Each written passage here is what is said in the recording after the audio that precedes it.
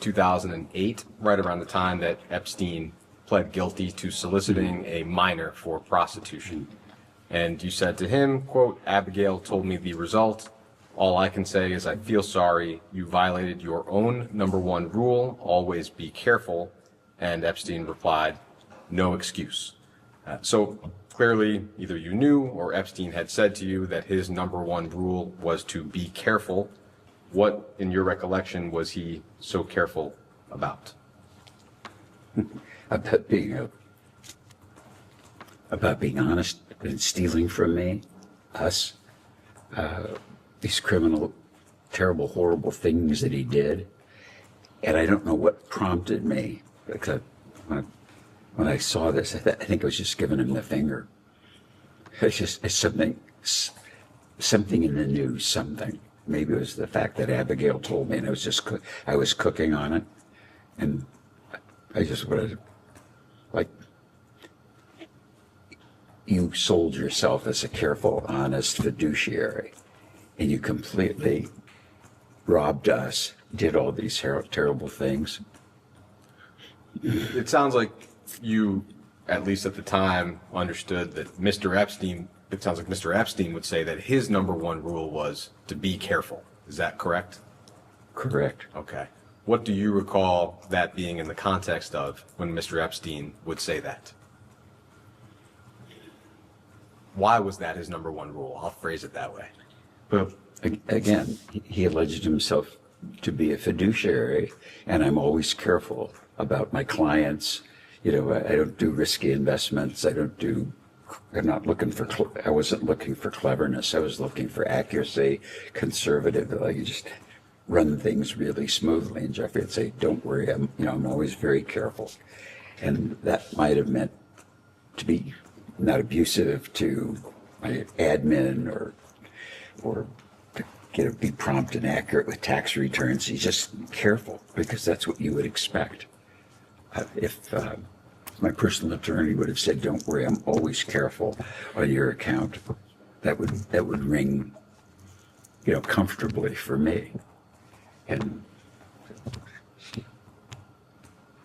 complete crook. And you touched on it, but in terms of what you can recall about how you felt at the time, the crimes, even the crime that he pled to, was not insignificant. It involved a minor. Do you recall? I mean, that would seem not to necessarily be the product of simply not being careful. So do you recall whether you felt anger, shock, or simply how could you have been so careless? I don't remember how I felt. Probably anger that a person in a trust position could be so mistrusted, so crooked, so bad. As far as you can recall, when was the last time you spoke with Mr. Epstein? Well, it was probably sometime before I gave him the finger. So it probably was in 07 or 08, sometimes when he got in trouble. In my mind, he died. Well, definitely at this point, you two were in communication, so that's the middle of 2008. You have someone you spoke to. Sure, I'll clarify. Any form of electronic or verbal communication. I wouldn't remember that I did this. What I remember is when I found out how bad his sexual behavior was, and he was stealing from us, dead. If you recall, I think you had said that he initially framed the investigation to you as involving a massage and an overzealous police chief. At least that was what your counsels represented to DOJ. Do you recall that? I don't recall it. I don't know that he told Abigail that, and she told me. No, not what she told you. I don't know. How I know, I don't know. Do you recall when you first became aware of his crimes involving minors? I don't recall. There is evidence that Mr. Epstein tried to get in touch with you in 2010 and 2011. We don't know whether that continued later. Do you have any recollection of having any form of contact with him after 2008? Nothing. I'm positive that I had no communication of any kind. I keep repeating that from my point of view, he died. I didn't want to even think about it. Yeah, man. Starting to wrap up, are there other individuals from Mr. Epstein's orbit at the time that you think we should talk to who might have an understanding of Mr. Epstein's crimes?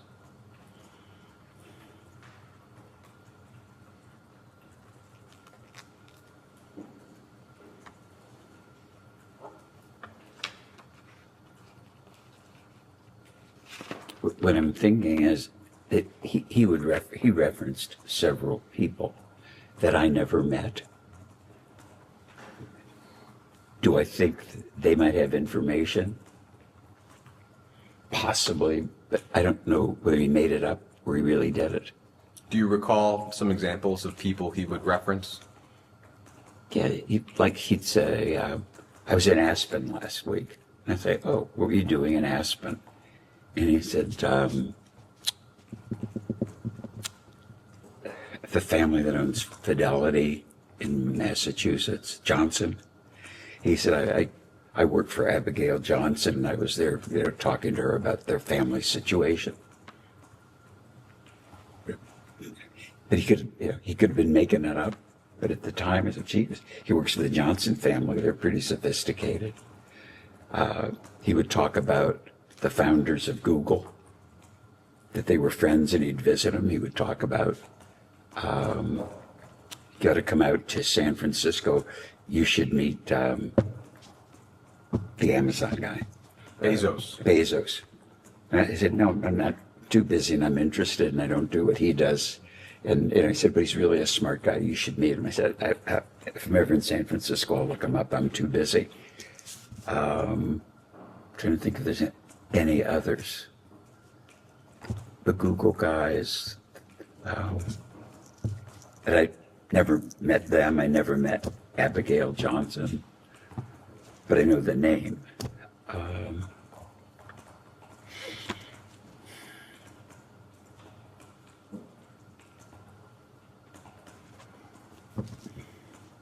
That's all I can recall. But there were so many names dropped that, and I don't know, I don't know as much interest in celebrities, political celebrities or whatever. He was just like, I know so-and-so or I know so-and-so. I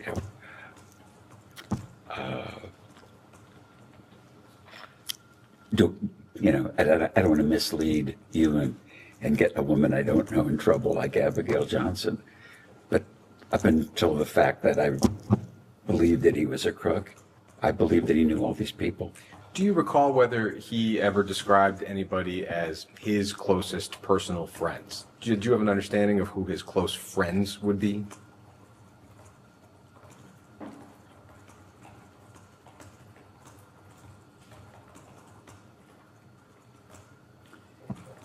No, he would talk about friends that he had.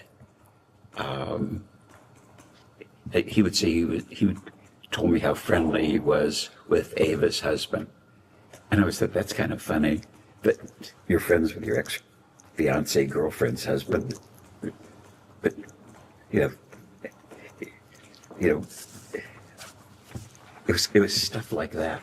Did I believe that he knew Clinton? No, I didn't believe it. But sometimes people say that, they knew high people in high places.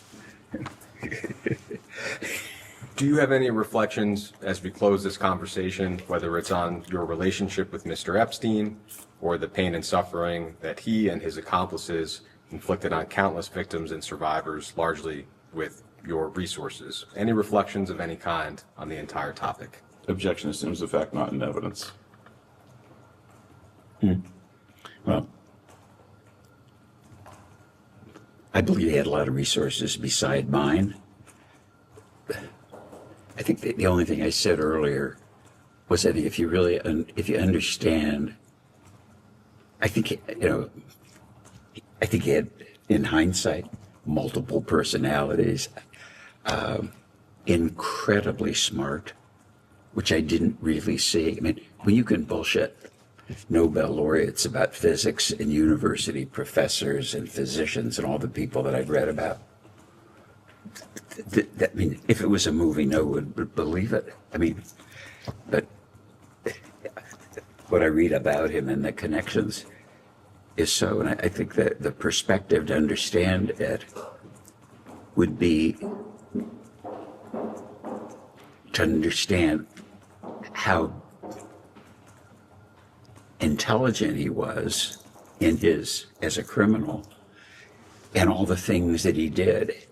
And I mean, I have trouble imagining how he could just do all the shit that he did, forget about work, in a 48-hour day, because it was always so busy with my stuff. And then you find out all these relationships. It's just mind-boggling. And some of it, even today, I can't believe that it's so. But some of the stuff I believe because I read about it. I mean, stuff I read yesterday, I go, I can't believe this. And I think to understand it, the criminal activities, all this stuff,